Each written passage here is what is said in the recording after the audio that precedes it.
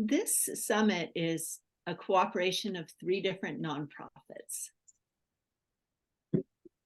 Borderlands Restoration Network, which is shortened to BRN often, Sky Harvest, and Diamond Mountain Retreat Center. We've all come together in a shared purpose, which is arid land restoration. Life is very precious, and it's very fragile in the desert. So our intention is to provide a healthy environment for all the living creatures in the arid region. Not only in Arizona or the United States, but in arid lands around the world. We are in person with hands-on work going on in the morning. And then we have 10 wonderful speakers in the afternoon. The first 3 mornings, we're going to have a short explanation of the nonprofits that are involved. And today, Caleb is going to be introducing Borderlands Restoration Network.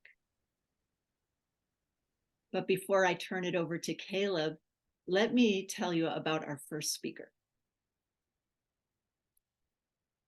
Our first speaker today is Dr. Elise Gornish. She has a PhD in ecology. She's coming to us over Zoom from Tucson, Arizona.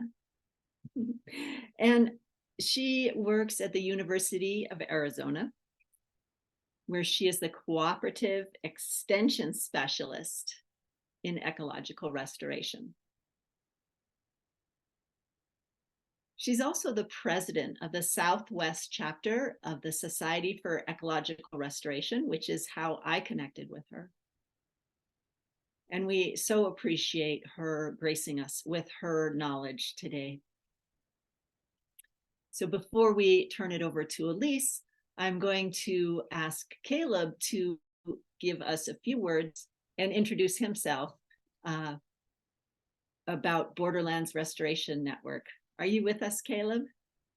Yeah, can you hear me, Alex? Oh, great. Yes, thank you. Sure. So my name is Caleb Weaver, and I am the Community Restoration Program Manager for Borderlands Restoration Network. BRN started in Patagonia, Arizona 11 years ago with the goal of restoring habitat here in the borderlands of the US and Mexico. Now, I'm really excited to be here in Apache Pass between the Chiricahua and Dos Cabezas Mountains because our work was inspired by a couple who started their work right here. Josiah Austin and Valer Clark, who started Cuenca Los Ojos and run many ranches in the region, have returned miles of flow. And because of that, BRN is now emulating their work by first trying to bring more water and sinking that into the ground, and then reintroducing biodiversity, starting at the base of the ecosystem. And that's pollinators, seed eaters, grass eaters, and fruit eaters. Finally, we work with communities, with youth through education, in urban areas with rainwater harvesting, engaging lifelong learners of every age. Now, our work spans north and south of the US-Mexico border, from what's now Tucson all the way down to Hermosillo, from the Arizona-New Mexico border over to the Tohono Nation. And we work with collaborators across the region as well. I'm really excited to hear Dr. Elise Gornish today, who's one of our favorite collaborators. Thank you.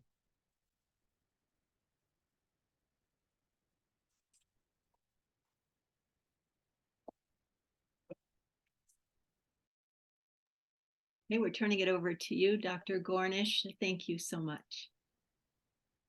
Thank you. I'll just wait for my presentation to come up. While that's coming up, hello everybody. Hola a todos. Здравствуйте y xin chao. I've tried my best. As you've probably noticed from the chat, we're going to be speaking a little slowly so that the translators have time to catch up.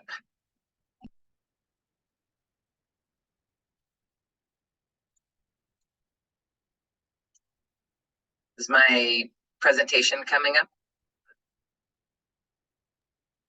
I've just asked, there it is. Great, thank you. So what I'm hoping to accomplish today with my talk is sort of provide a very general overview of some very inexpensive and very old school strategies that can be deployed for restoration success in arid systems. The goal is not to go too deeply into any of these approaches, but to give you all sort of an idea of some of the menu of options that are available for arid land restoration. Next slide. Dr. Gornish, sorry to interrupt you. Something happened with your microphone. It was okay at first, and then it got strange. Can you hear me now? It's a little distant.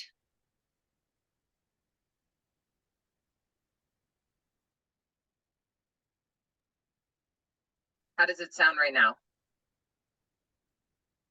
It's not great. Sunam, do you have any suggestions? She's our tech expert. Nothing. I didn't touch the computer. It's still distant right now? Yeah, it's just a little tinny. At first you had a normal microphone. How is it now? Was I too close?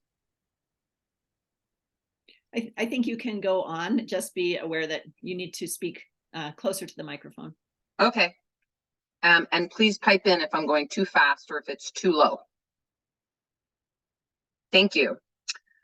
So in arid systems, ecological restoration is really hard to do successfully. A pretty dated paper that did a review of restoration projects in the arid Southwest found that in general, you're going too quickly. I'll tell you when to move. Can you go back, please? Thank you. In the arid Southwest, a review found that we have about 5% success in our ecological restoration projects. And that's pretty dismal. It's very expensive and it's a waste of labor. Can you go to the next slide, please? There's lots of reasons why ecological restoration in arid systems is hard. Here, I've listed some of the most common reasons why we have challenges to successful ecological restoration. First of all, there's low availability of moisture. And when rain does come, it's infrequent. So it's hard to predict when those rain events are going to come. If we are able to seed or plant when the rain comes, often we can have seed loss due to desiccation stress, where the seeds actually dry out, wind, where the seed moves off-site, and seed-eating animals, such as small mammals and ants. If the rain does come after we seed or plant, and seedlings germinate, we can have seedling loss due to desiccation stress if there isn't ample rain after germination. And of course, animals can come in. Just a little slower, thanks. Sure. And of course, animals can come in and eat the seedlings. Next slide, please. So if we want successful restoration in arid systems, we need to address those challenges. Additionally, methods for restoration need to be logistically simple, inexpensive, and easy to scale up if they're going to be widely used by practitioners. Next slide. So what I'm going to talk about today are some easy, inexpensive, and old school approaches to ecological restoration that directly address the challenges noted here. Next slide. So first main challenge in arid systems. Arid systems are dry, so rain is scarce, and when it comes, it's unpredictable. Next slide. So there's two main ways we can address rain scarcity and unpredictable rain. First, you can choose to seed or plant in areas that are more likely to have moisture. Second, you can actually deploy structures that enhance the availability of moisture, and then plant or seed in and around these structures. So first, I'm going to talk about the first approach. Next slide. And mostly, I'm going to be focusing on fertile islands. Next slide, please. So let's say that you are a manager of this landscape, and you are told that you need to seed or plant this whole landscape, hundreds of acres. Probably you wouldn't seed all hundreds of acres. Probably what you would do is attempt to identify locations on this landscape that are more likely to be wet or protected from the elements than other areas. So for example, you might seed, and then you can go through the next couple slides. Next slide. You might seed at a hill toe slope. That's going to protect your seeds and plants from wind. You might seed in depressions where water will collect after rain. Next slide. You might seed in rocky sites where seeds are going to be less likely to blow away, and they're going to be protected from seed-eating animals. And finally, you might seed under canopies. So that is under trees or shrubs. Next slide. Seeding under trees or shrubs is seeding in fertile islands. So the idea of a fertile island is an area under a canopy that is protected from the elements just a little bit. So in arid systems, seeding or planting under a canopy would mean that the area is a little wetter because it's shaded by the plant. It has a little more nutrients due to soil microbial communities associated with the plant, as well as litter. And the branches of the parent plant are going to protect growing seedlings from seed and plant-eating animals.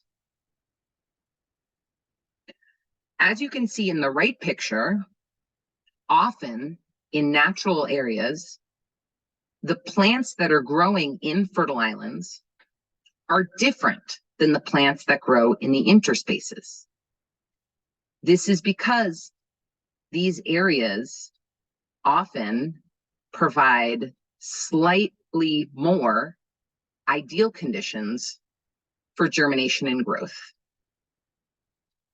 Targeting these areas for seeding and planting for restoration can increase the likelihood that seeds germinate and seedlings survive. Next slide, please. Although you're seeding or planting in smaller areas under the canopy, the expectation is that once these seeds germinate and the plants grow, seeds from your desired species will then seed out into other areas, expanding your restoration. The spread can occur in two different ways, as shown by this figure. Next slide, please. So that is one way that you can leverage existing structures on the landscape that provide slight localized protection from rain scarcity. So let's say you don't have much above ground biomass to provide fertile islands. You can also deploy your own structures to provide slight localized protection from rain scarcity. Next slide. I'm going to talk about two approaches today: media rock lunas and branch piles. Next slide. Rock lunas are a very, very old school way to modify water flow. Rocks are placed above ground in half moon shaped structures. Next slide. You put these structures out on the landscape, and when rain does come, the rain moves towards the structures through sheet flow movement of water, flooding. As the water moves, it picks up seed and soil from the landscape.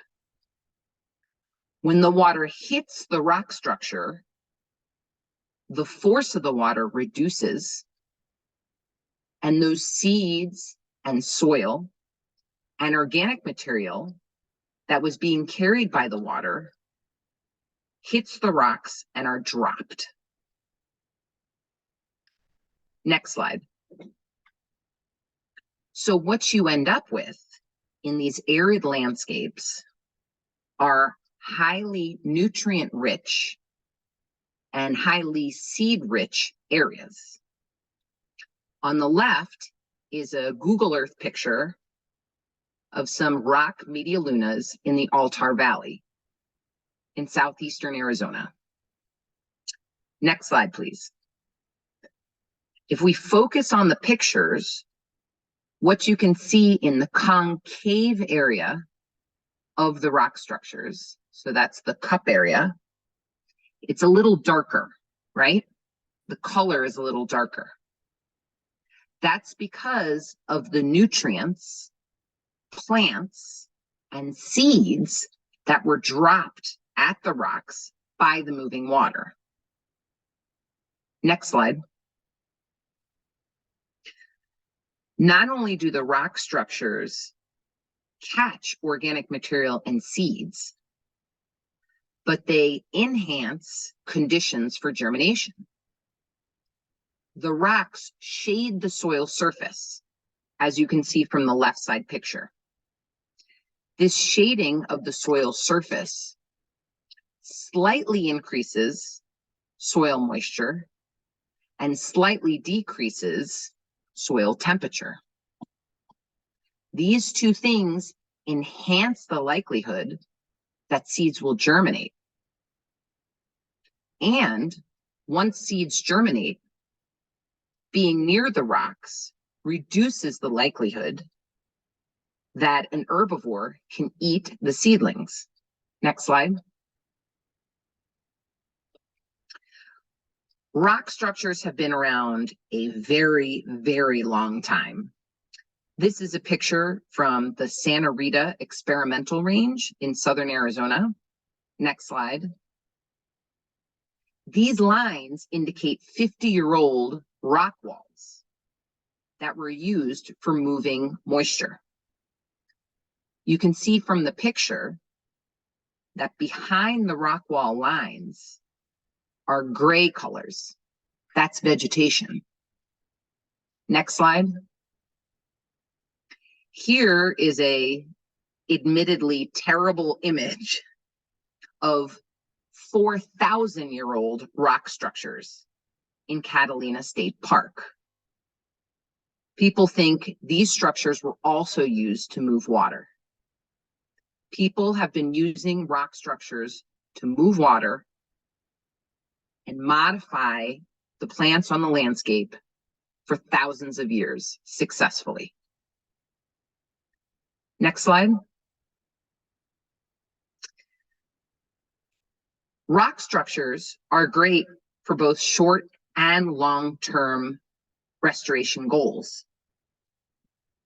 I have a small experiment in southeastern Arizona where we deployed Media Luna rock structures and followed what the soil was doing and how the plants were responding. And what we found was just 7 months after we installed rock structures, rock lunas had 2 to 3 times more plants than non-rock structure areas. And this depended on the size of the rock. The bigger the rocks, we found, the more seedlings. Next slide. We also found more litter in the areas of the rock lunas, greater soil moisture, but after 7 months, we did not find an effect of the rock lunas on soil carbon or nitrogen or on soil microbial communities. Next slide. Rock structures are also great for landowners because they just go above ground. They don't penetrate the soil surface. This is important because if you don't penetrate the soil surface, there are certain permits you don't have to get. So it's faster and logistically easier to deploy these structures. If you're interested in rock lunas, there's some good formal research on them, but I suggest you check out this book, Let the Water Do the Work, and that gives a really great overview on using rock structures to modify moisture and plant communities. Next slide. Although rocks can be easy to acquire and inexpensive if you have them on your landscape, sometimes it's impossible to acquire adequate amounts of rocks. You can use branch piles to achieve the same goals. Branch piles of brush can capture water, seeds, and organic material, can shade the soil surface, increasing soil moisture, reducing soil temperature, thus enhancing germination, and the presence of the branches can reduce the likelihood that small mammals eat the growing seedlings. Next slide. In addition to putting the branch piles out in luna formations or half moon formations, branch piles, which are typically used for burning, can also enhance germination and growing of desired plants. Next slide. So those are some of the ways that we can use very old school, inexpensive, and logistically feasible technologies to directly address the challenge of rain scarcity and unpredictability. Generally, you either find a location where seeds and seedlings are going to have access to a little more soil moisture, or you deploy structures that will give seeds and seedlings access to a little more soil moisture. Next slide. The next set of challenges are associated with seed loss. Again, you might throw seeds out on the landscape for restoration, but those seeds might die before they ever get to germinate. They might blow away before they ever get to germinate. Or they might get eaten by ants or small mammals before they get to germinate. So how do we deal with this? Next slide. Seed balls are one excellent way to deal with all three of these challenges. Very generally, seed balls are a mixture of seed, some kind of nutrient, such as compost, animal manure, or soil, and some kind of tackifier or glue to keep the seed ball together. You can use clay for this. If you mix up all of these components, you create a ball. The ball dries, you can throw it out on the landscape, and the seeds sit inside the ball, protected until it rains. When it rains, the ball melts, and the seeds become exposed to the sun and the water in a little pile of nutrients. Often, those nutrients can hold on to moisture for longer than the surrounding soil. So, seed balls protect seeds from desiccation stress because the sun isn't shining directly on them. The weight of the seed ball makes it less likely that the seeds will blow away. And the seeds are also protected inside the seed ball from granivores or seed-eating animals. Next slide. Seed balls have been used since at least 4 BC. People have been using seed balls, mostly in agriculture, for a very, very long time, with great success. It's only recently, since about 1980, that individuals have been thinking about using seed balls for ecological restoration. Seed balls are very inexpensive to make, and anyone can make them. You don't need expensive equipment. Next slide.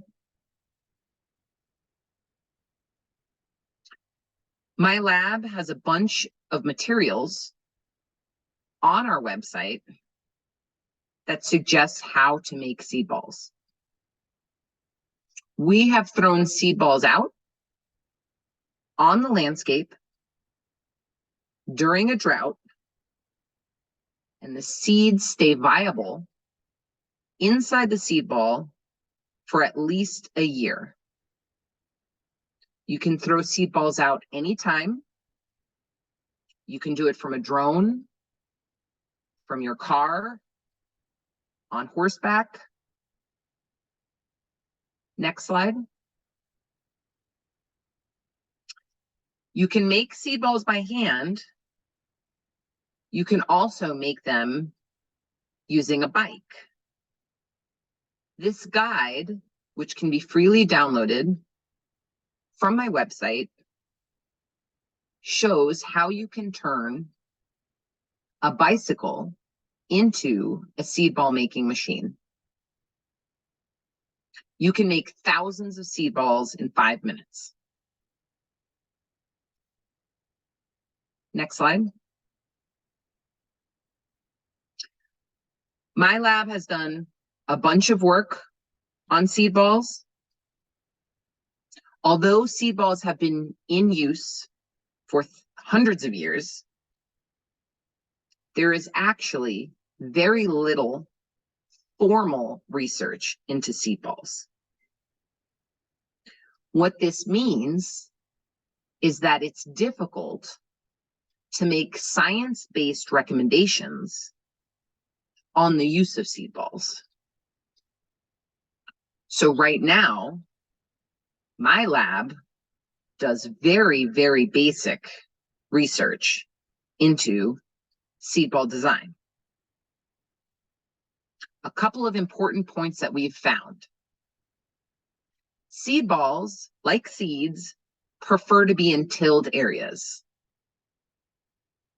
You get higher germination from seed balls if they go in tilled areas.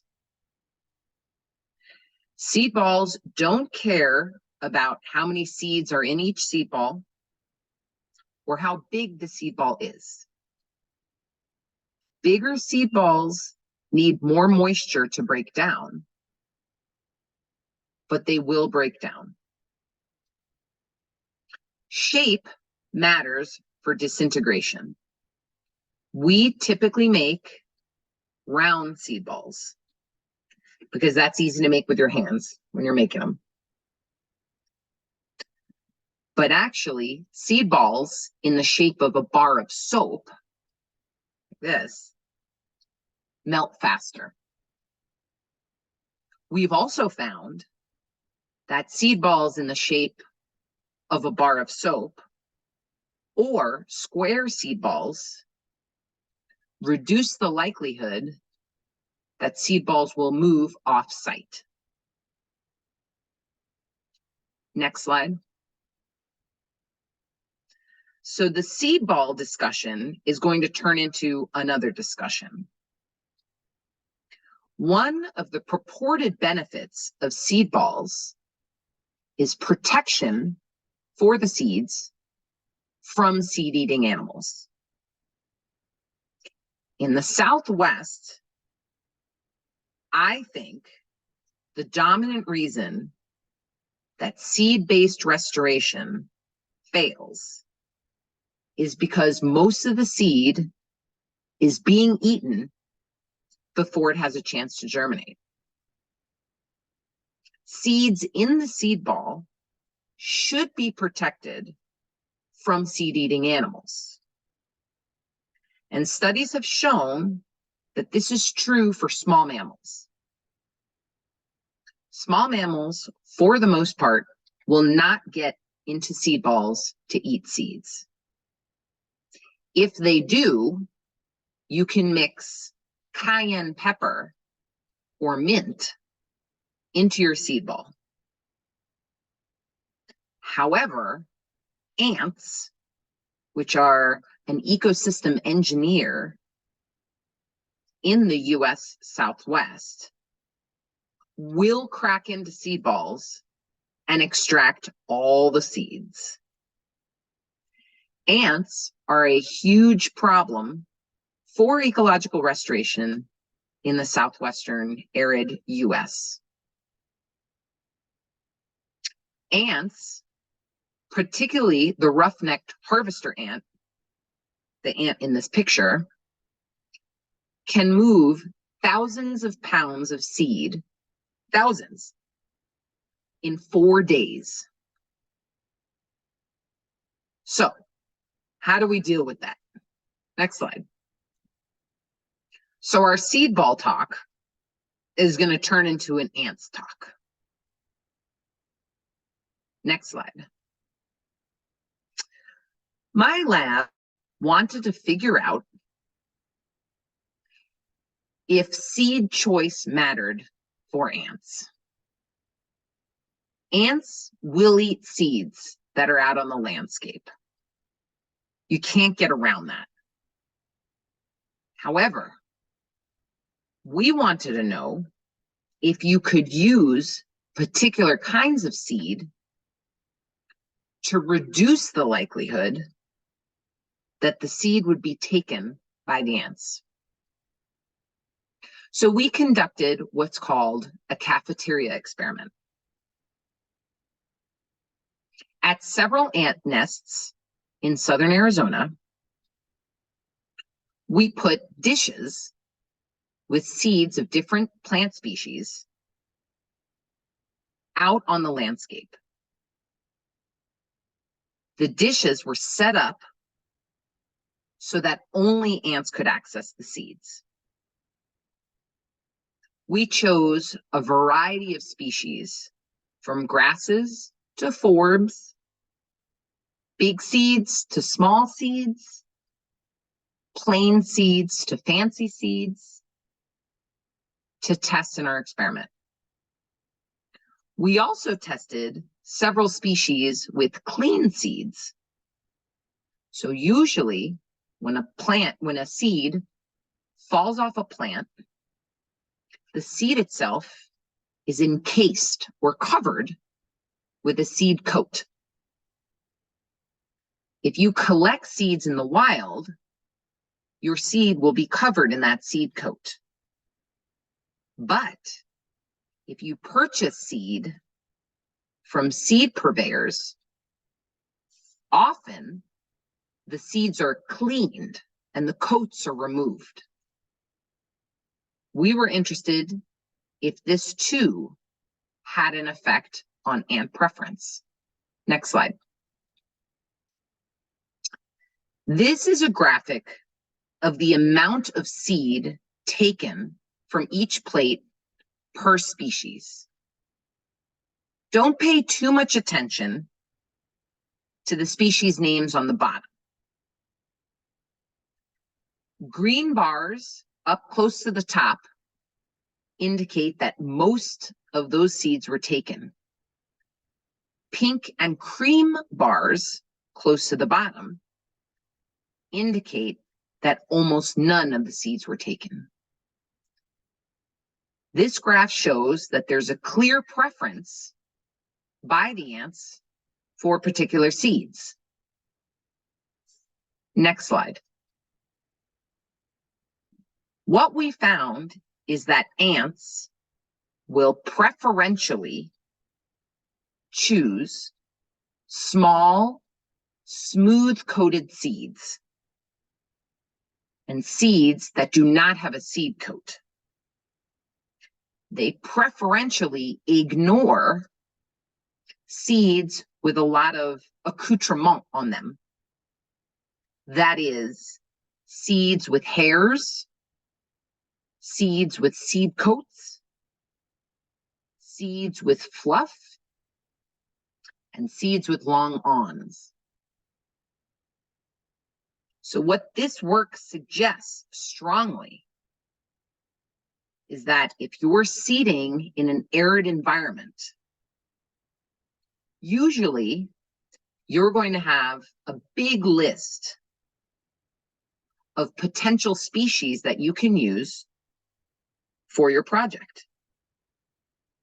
You're going to decide which species to use based on lots of things: availability of seed, cost of the seed, priorities of the landowner, etc. Something else you can consider is what the seed looks like. Ants, it turns out, are lazy, just like us. They prefer to handle seeds that are easier for them to move. So you can find out what the seeds of your candidate species look like. The more stuff the seed has on it, the more likely it's going to stay on the ground after you seed it out. I will say that if you leave any seed out long enough, ants will eventually take it. However, they will preferentially take smooth, small seeds. And it might take them a week to get to other seeds. That extra week of time of your seeds on the ground might be enough time for them to germinate. Next slide.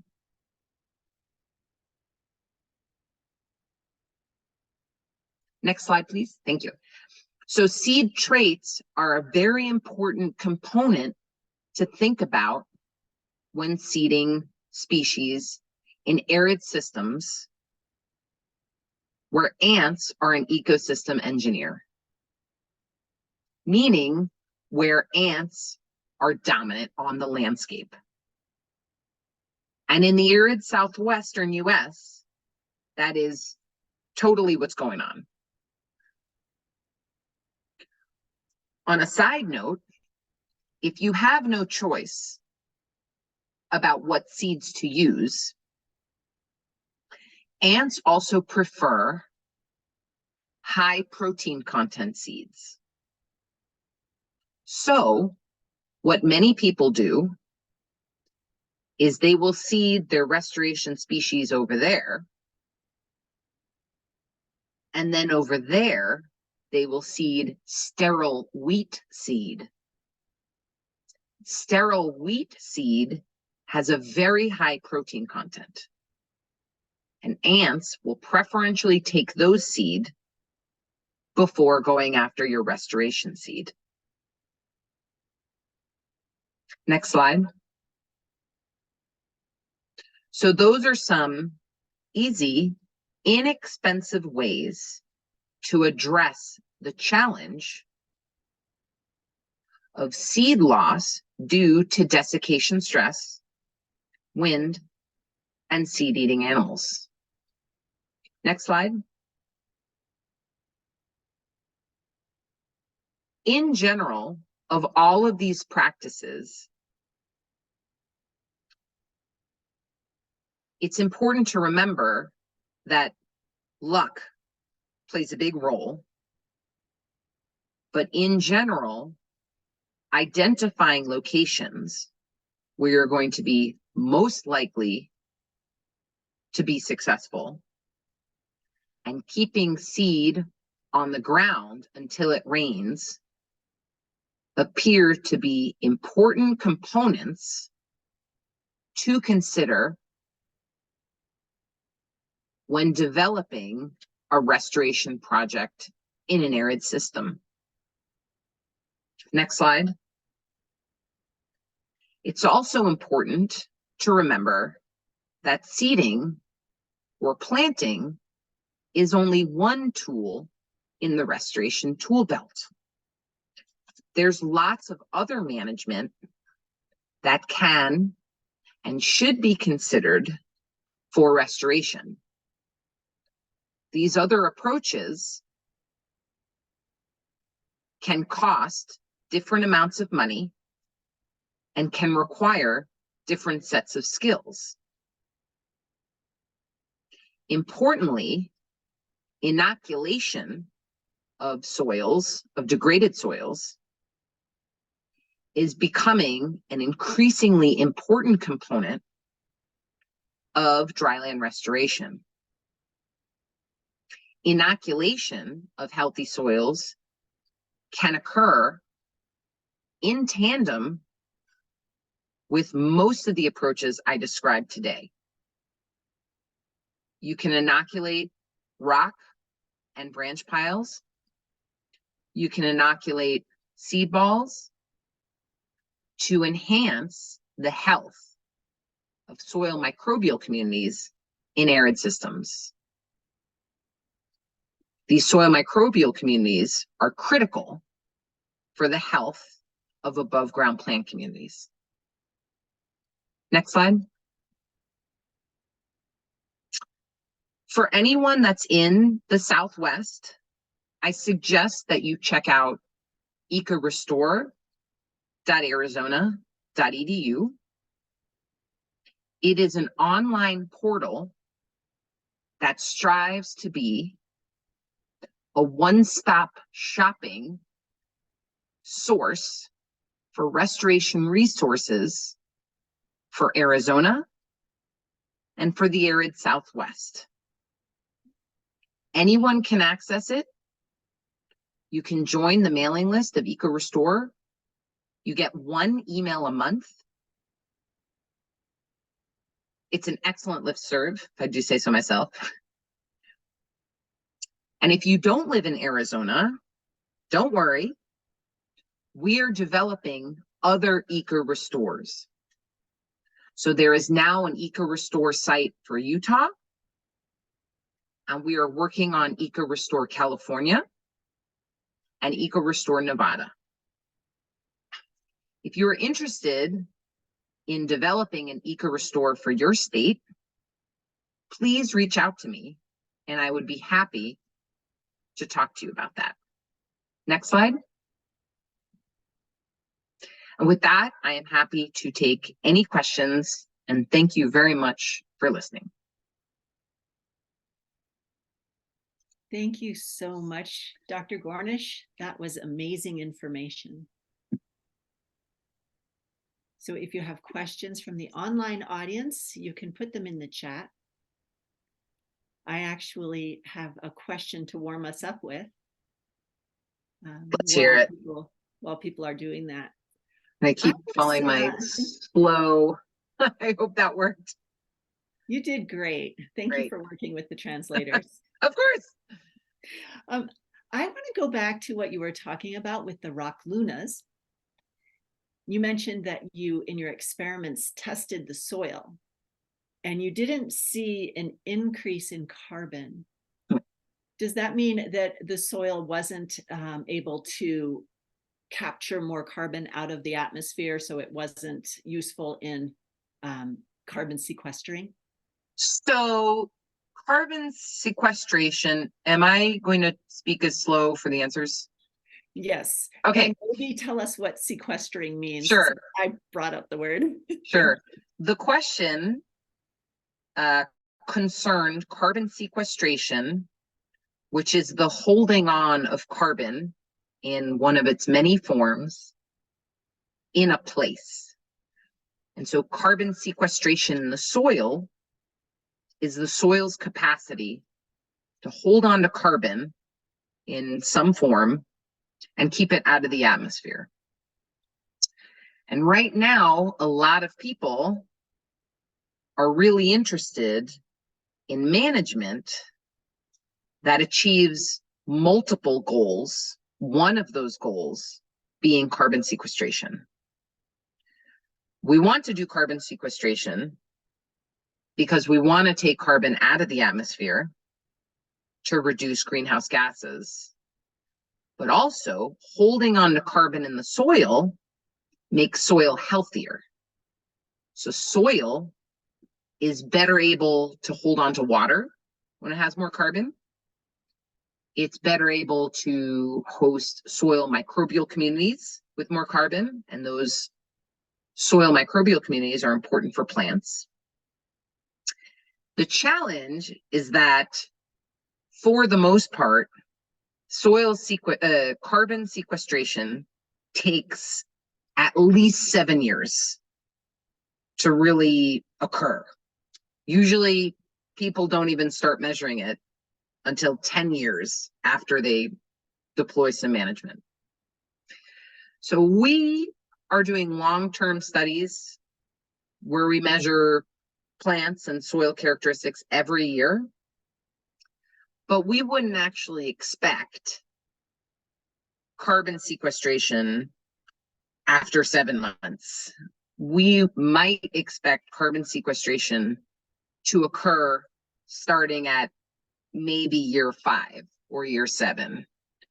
And there's lots of chemistry reasons for this, but you can sort of sequester carbon by having more plant biomass above ground, but that's a very sort of rapidly degrading source of carbon. The long-term sort of critical carbon sequestration that has to occur. It's a long process. It takes a long time. So the lunas could be very good sources for enhancing carbon sequestration, but we would not expect to see that on short timescales. Thank you. That's a very clear answer. We Mhm. have another online question. This one There's is, oh, sorry, go for it. oh yeah, so I'll just tell you the question. What is the minimum diameter of a rock luna if I want to put a few of them in my backyard? That is a great question, because right now we don't know sort of ideal measurements for lunas. The lunas we deployed on this rangeland landscape were about 6 feet thick and 30 feet wide. They were very big. The landscape is also big, and we deployed many lunas out there. We don't know how close the lunas should be to one another. We don't know in what shape the lunas should be. We had them in triangle shapes in sets of 3, but nobody has tested sort of shape or distance or size. So this is one of the things that I wanted to sort of clarify in my talk here, that people have been using these approaches for thousands of years with much success. And so the formal research I'm doing is not better and is not going to tell us in terms of success kind of how these things work. However, an absence of formal research makes it very difficult to make science-based recommendations. So right now, I cannot make a recommendation to this person about size of the lunas because there's no research on it.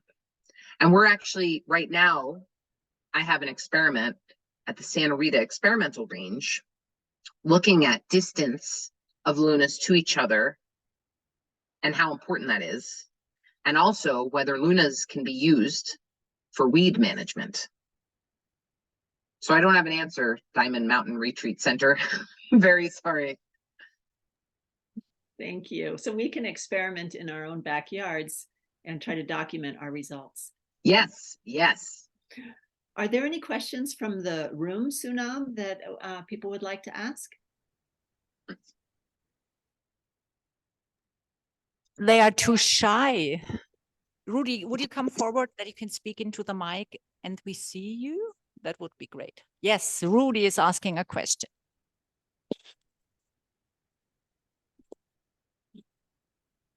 My question is, just you had mentioned earlier a less than 5% success rate.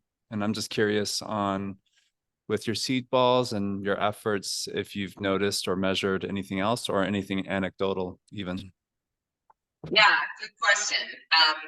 So I have both anecdotal that seed balls, when they don't move off site, because right now where I work, when the monsoons come, there's a lot of flooding, and we've been finding our seed balls will go with the flooding, and then we'll find a ton of our plants sort of against the fence where the seed balls stopped and they start growing. But the seed balls work better than seeding, particularly when there's low water availability.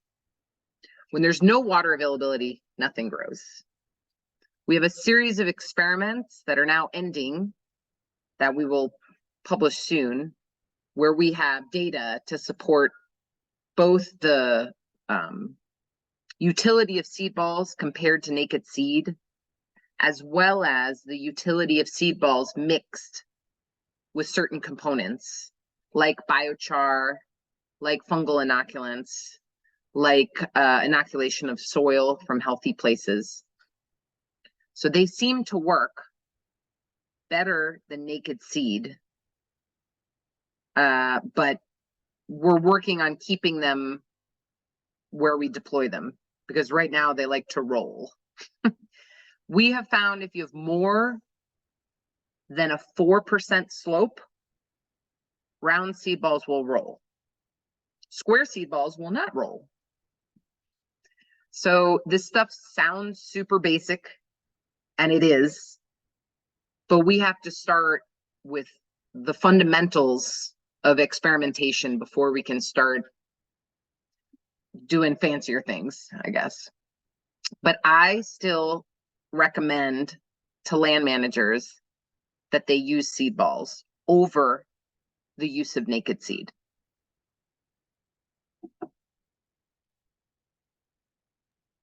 Oh, it is muted for some. Does your bike machine create the soap bar shape, or does it create the round shape? No, it creates the round shape.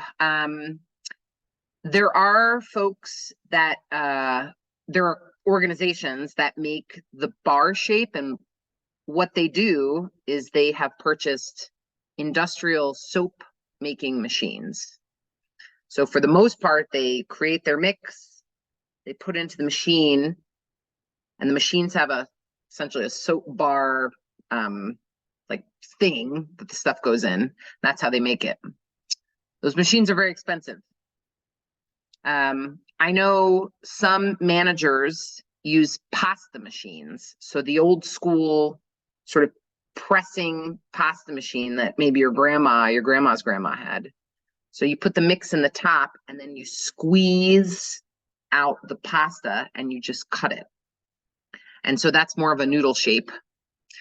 But yeah, we have a couple more experiments looking at shape and ingredients. And once we are fully comfortable with the bar shape, that's the best shape, we're going to try to figure out a way to make it cheaply, essentially, so that other people can make it. I don't expect, land managers to be paying for a $25,000 industrial soap making machine.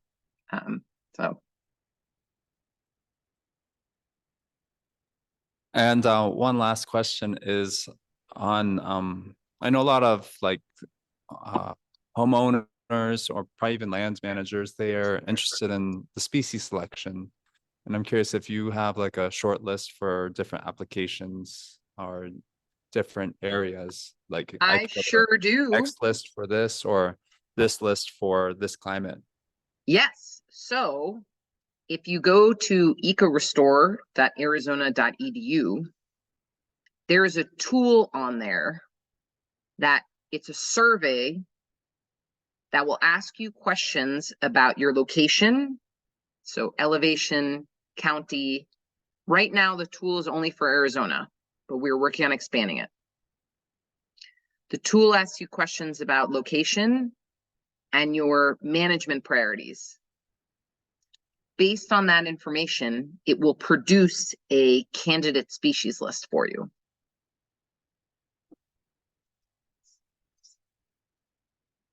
Dr. Gornish, there is one more question in the chat. I don't know, our time is almost up. Would you like to answer that briefly? Sure. The question was, how does a landowner enhance carbon sequestration?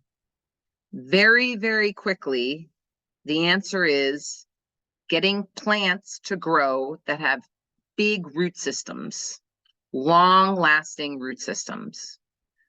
So for the most part, that's getting perennial bunch grasses to grow. You get the above ground biomass, which has carbon in it. But more importantly, those root systems keep carbon in the roots and harbor microbial communities that then get carbon to stick in the soil. That is the long-term carbon that's sequestered. That is the carbon that enhances water infiltration. So it enhances the water holding capacity of the soil. And that's what makes soil healthy. So get plants on your landscape with large, long-lasting, perennial root systems. Wonderful. Let's give a round of applause to Dr. Elise Gornish for kicking us off our first speaker of this wonderful week-long event. Thank you. Spasiba. Gracias. Thank you so much. I would also like to thank the translators today. We had live translation for Spanish and Russian. And we will be adding Chinese and Vietnamese to this recording, which will be available in 24 hours. If you would like to go to the site, which will be put in the chat, you can share these recordings. And please do send the link out for people to join us both live and to watch the recordings later. I would like to thank the live audience who are out there working on the land. I saw a picture of them for a moment and it was great to see them there. Thank you guys, yay. Big round of applause. They're out there moving rocks around.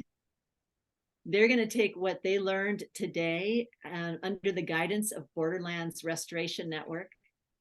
And they're going to be able to look for what Dr. Gornish told us about where to put seeds, where a good spot would be for those rock lunas. So that's the idea of hands-on learning and online learning at the same time. I would like to give a huge thank you to Diamond Mountain Retreat Center for hosting these events, hosting, feeding, and housing the volunteers, and for making all of this possible, running the tech from on-site. This afternoon at 3 o'clock, we have David Siebert, PhD, who is going to be telling us about the plan at Diamond Mountain Retreat Center specifically, the design of the plan. He designed the restoration plan there. And he's going to be telling us how he designed the plan, what factors he took into consideration, and tell us about the work that's going to be done there on the land. So that's up this afternoon. And then we have 2 great speakers for every day the rest of this week. Is there anything that you would like to say from on-site, Sunam? Any announcements? Okay, well, without further ado. No special announcements, Alex. Just a big thank you for you being our MC today, to all the translators. Elisa, that was incredible. I will build a rock luna in my backyard. And especially thank you to all the volunteers here. They are dedicating their time and effort to put everything into practice, what we learned this week. Thank you, See you Sunam. at 3 p.m. And to the online audience, that was the other people we forgot to thank, is those of you who joined online and the tech crew and support online. Thank you very much, and we'll see you at 3 p.m. Bye-bye.